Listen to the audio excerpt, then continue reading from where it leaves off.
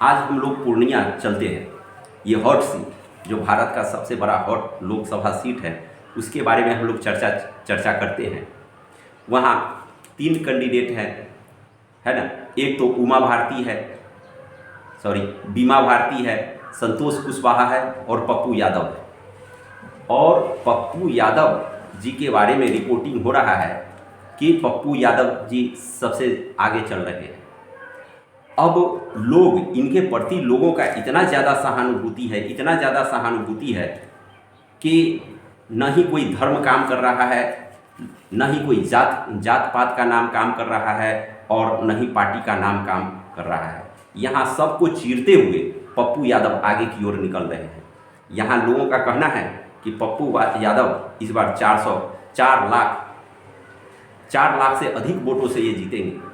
और यही एक ऐसा लोकसभा सीट है जहां लोगों को 100% कन्फर्म हो चुके हैं, पक्ष विपक्ष सभी कन्फर्म हो चुके हैं कि यहाँ किसी का भी कोई दाल गलने वाला नहीं है।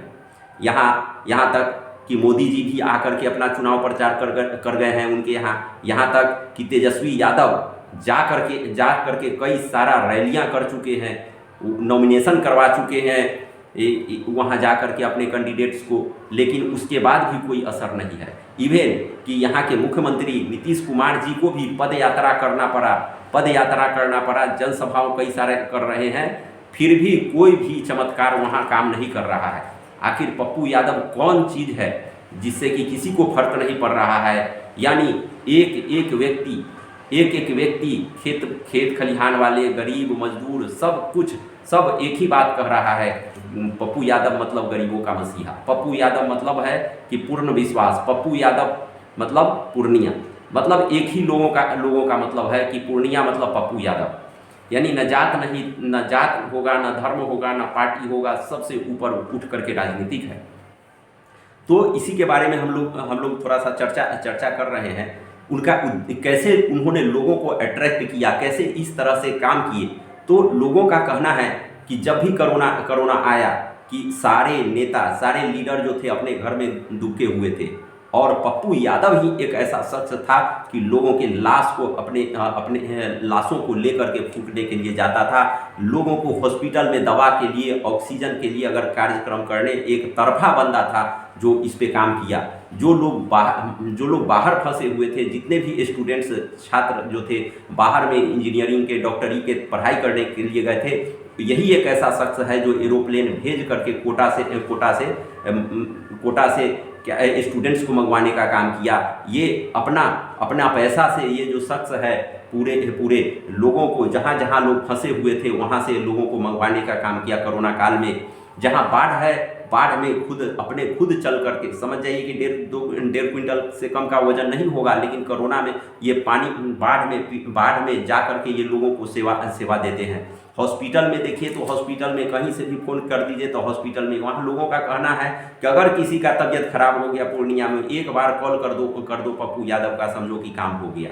समझ जाइए उन्होंने क्या जादू कर दिया लोगों के साथ कि ऐसा हो रहा है। और यहाँ तक कि विपक्ष भी मान चुका है।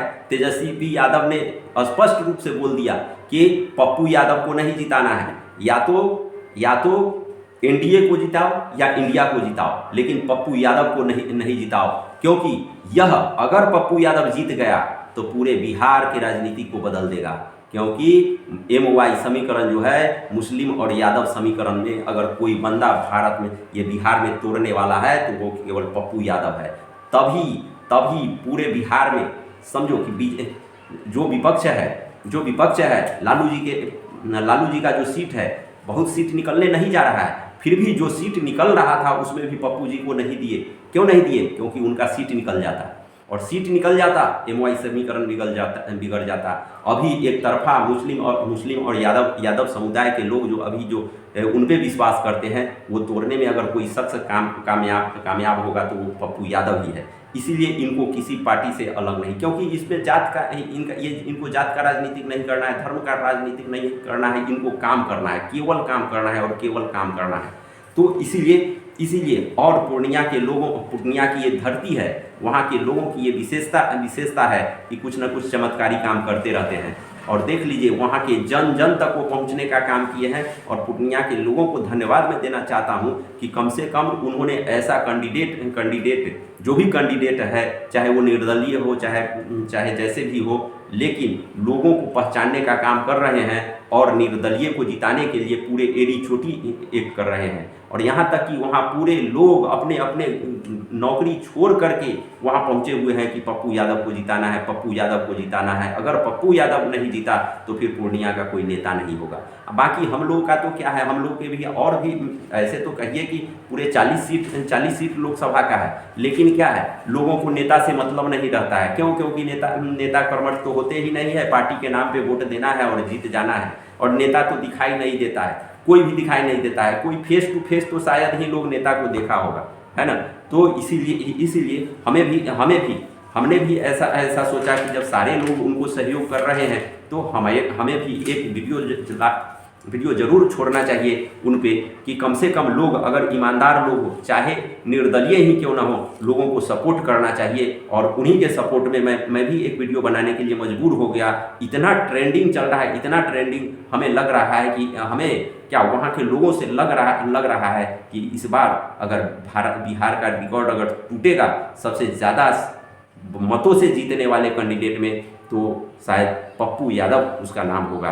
और इसीलिए हम भी मजबूर होकर के वीडियो बनाएं कि कम से कम जो भी कैंडिडेट्स हो, कैंडिडेट्स में अगर क्वालिटी है तो कैंडिडेट्स को प्रमोट करें, न कि जात को प्रमोट करें, न कि धर्म को प्रमोट करें, और न ही पार्टी को प्रमोट करें।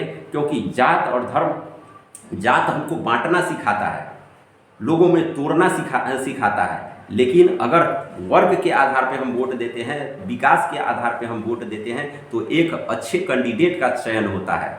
और हर जगह अगर अच्छे कैंडिडेट्स नहीं होंगे तो आपका काम कभी नहीं होगा। अब हम लोग कहीं देखिए, अगर अच्छे कैंडिडेट नहीं है तो क्या है, कुछ भी कर लो। एक रोड नहीं बन सकता है, एक नाली गली नहीं बन सकता है, तो आपका बात नहीं सुन सकता है। आपके लोकसभा सीट में कोई मर जाए उसे कोई मतलब ही नहीं है। लेकिन अगर अच्छे कैंडिडेट्स होंगे, जो जमीनी कैंडिडेट्स होंगे, लोग उसके पास जाएंगे, समस्या रखेंगे और उसका समाधान होगा। और बाकी तो जो है ट्रेंड चल रहा है, बस पार्टी के नाम पे वोट दे दो, काम हो या ना हो उससे कोई मतलब नहीं है। तो इसीलिए हम तो ये रिक्वेस्ट करते हैं कि अगर पप्पू यादव अच्छे कैंडिडेट्स हैं तो लोगों को 100% सपोर्ट करना चाहिए। उनके वीडियो को लाइक शेयर सब्सक्राइब करना चाहिए, ट्रेंडिंग में लाना चाहिए, ताकि अगर कोई भी बंदा है ईमानदारी से काम कर रहा है, तो चाहे दल से हो या निर्दलीय हो, उनको सपोर्ट करना चाहिए। और इसलिए पप्पू यादव की जीत लग रहा है कि 100% होगी। जैसा कि ट्रेंड में चल रहा है, लोग जन बोल रहे हैं कि गरीबों का मसीहा है तो पप्पू यादव है। पप्पू यादव को छोड़ करके पूर्णिया को नंबर 1 बनाने में, पप्पू यादव को छोड़ करके पूर्णिया के विकास करने में, पप्पू यादव को छोड़ करके पूर्णिया के लोगों को अधिकार दिलाने में, भ्रष्टाचार को खत्म करने में कोई भी उतना काम नहीं कर सकता है जितना पप्पू यादव कर सकता है। उस बंदा में दम है। तो वैसे ही लोगों का चयन होना चाहिए, जिसके पास दम है, जिसके पास करने की शक्ति है, जिसके पास विजन है, जिसके पास मिशन है। लोग तो वहाँ के तो लोग ये कहते हैं कि पप्पू यादव ऐसा नेता है कि एक बार फोन लगाओ, कई बार तो ऐसे होते हैं कि फोन पे बात कर रहे करते करते पहुँच जाते हैं। समझ जाइए, ऐसा नेता कहाँ मिलेगा बिहार को या कहीं भी। लोग तो अपने एक बार जीतते हैं। और अभी जो इलेक्शन हो रहा है, 26 तारीख को इलेक्शन हो रहा है, 26 तारीख के बाद कोई नेता नहीं दिखेगा पूर्णिया में। अगर कोई नेता दिखने वाला होगा तो वो वही पप्पू यादव। अब हम लोग यहाँ भी इलेक्शन है, हम लोग के यहाँ भी इलेक्शन होगा, लेकिन इलेक्शन तक नेता दिखेंगे और इलेक्शन के बाद फिर नहीं दिखेंगे 5 साल। तो ऐसे लोगों को जरूर सपोर्ट करना चाहिए, जो निर्दलीय हो, चाहे किसी भी पार्टी से हो, जो ऑनेस्ट हो। Thank you.